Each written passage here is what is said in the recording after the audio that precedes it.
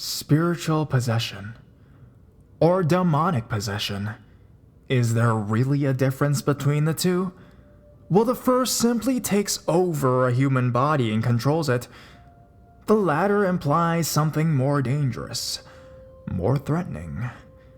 But is it safe to say that either way, when a spirit infiltrates your body and takes the driver's seat in your consciousness, it's already quite threatening? If you don't believe so, grab a blanket, turn off your lights, and let's listen to 3 of these possession stories. If it gets any worse, we'll have to call the priest.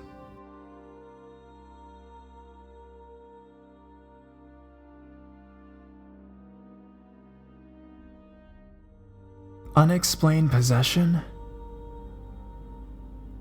2 years ago, I was on my bed, and my body was moving inadvertently.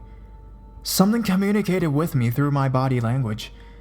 This is not a joke, and I wish to know exactly what I am dealing with. What happened? Back in early 2011, I was laying in my bed, fully awake, and my body started moving on its own. I could see through my eyes what was happening, and could verbally speak. My arms were shifting left and right, my foot was tapping, my fingers were tapping, my shoulders kind of shrugged. The body language seemed to communicate waiting. I had asked, "Is there anybody there?" Immediately my right hand clenched and gave me a thumbs up. Again, I was fully awake. I asked whatever it was about 100 times if it was demonic. I got a thumbs down each time. I had asked a bunch of yes or no questions, and if things were overly complex, I would get a sideways thumb for needs further explanation. Basically, I asked a lot of questions and I didn't always get a yes or no answer. This possession happened 2 other times. The second time it happened, I had a pen and paper, and it communicated with me that way. I had asked for it to prove itself, and it wrote down a Bible scripture. I went to my Bible and opened up the verse. I can't really remember which one it was, but the answer was always the same. I asked about 3 more times, claiming beginner's luck, that essentially, when God or its angels communicate with you, that you shouldn't be in fear, that you should listen. It was usually something along the lines about a deity communicating with a human. I remember in particular that there were things I needed to hold close to me, that everyone should know. Number 1, there is an afterlife. It's very broad to talk about, but essentially there are multiple layers to go where one may go. There are degrees of heaven and hell and not just 2 paths. Number 2, that coincidences are not always coincidental. Number 3, that you should be nice to everybody. Number 4, that everything does happen for a reason. Anyways, I have so much more to say about this, but I don't want to type up a jumbled and long post. If you have any questions, please ask me. I am still unsure of what exactly I am dealing with. It has mentioned it's kind of like my guardian angel. What to consider? Number 1, it was not sleep paralysis. I was fully awake at the time it happened. Number 2, no, I had not ingested an alcohol or drugs. Number 3, I do not have schizophrenia, but I do have a mild form of depression. Number 4, I have not visited any doctors, psychiatrists, or people of spiritualism or religion about it. And finally, there have been many coincidences as pointed out. I recall back then that my friend would always pick me up to drive to our other friend's house. It was a 2-minute drive. We stayed late and my friend joked about how our friend looked like a certain musician. That musician was on the radio station as soon as we left in that duration of 2 minutes. I would say that out of the 40 times we've been to his place, this particular musician was on the radio at the time about 25% of the time.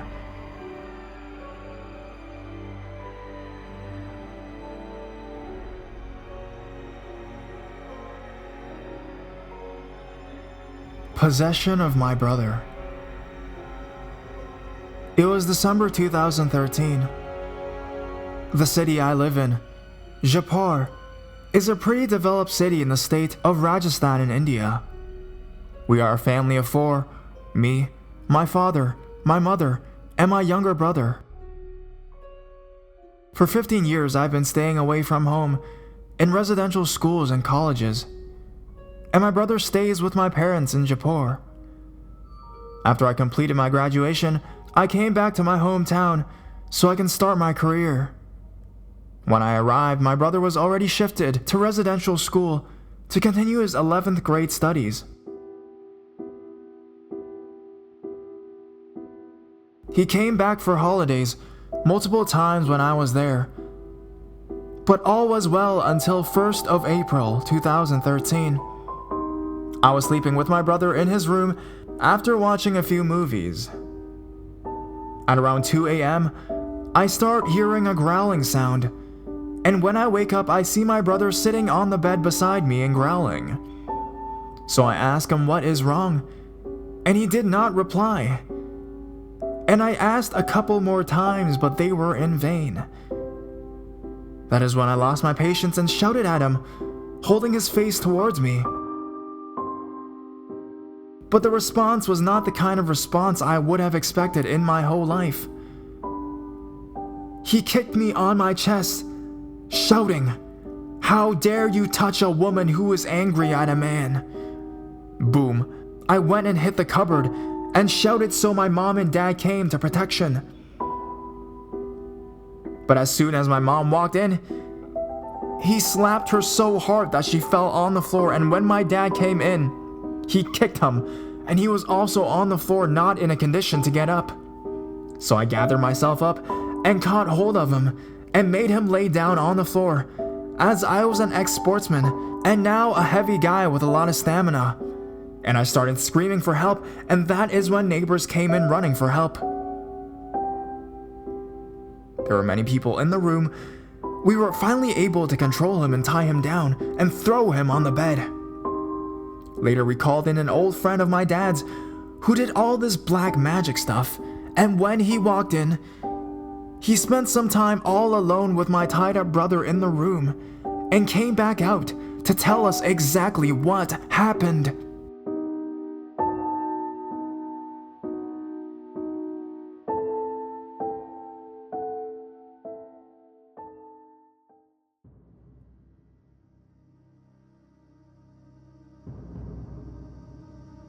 According to him, while my brother was in school, he went out on a weekend and came back to the area where his hostel was, situated at around 2 a.m. in the night.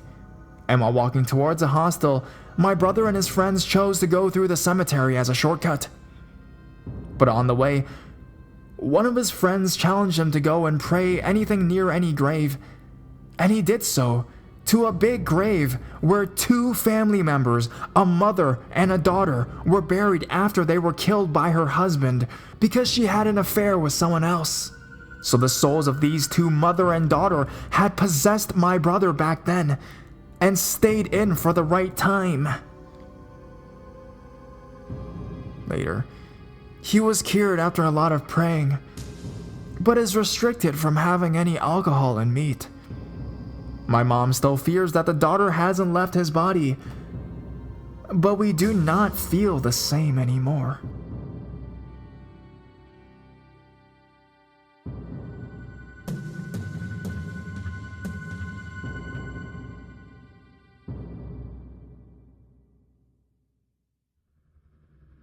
I think my boyfriend is possessed. My boyfriend is a very calm, rational person.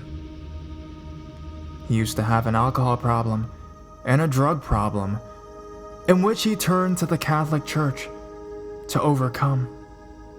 His mom and auntie are deeply into witchcraft and the occult, and a few months ago they asked him to join in on a Ouija board session. As soon as his finger touched the glass, his eyes turned to black, and the glass moved from yes to no, before his whole body started spasming, and the board flew across the room. Ever since, both his mom and auntie have outright refused to be alone with him. The energy they feel from him. Last night, I personally witnessed what I believe to be a demon inside him.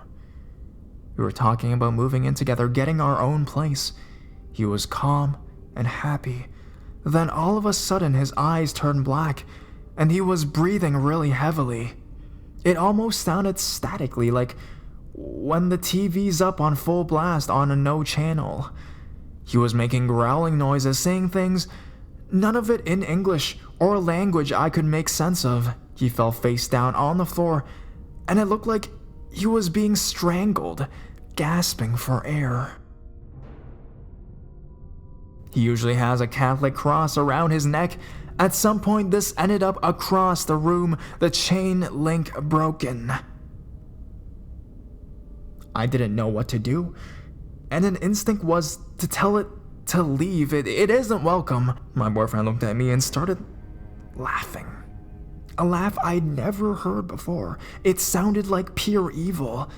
And then he started growling again, words I could not understand.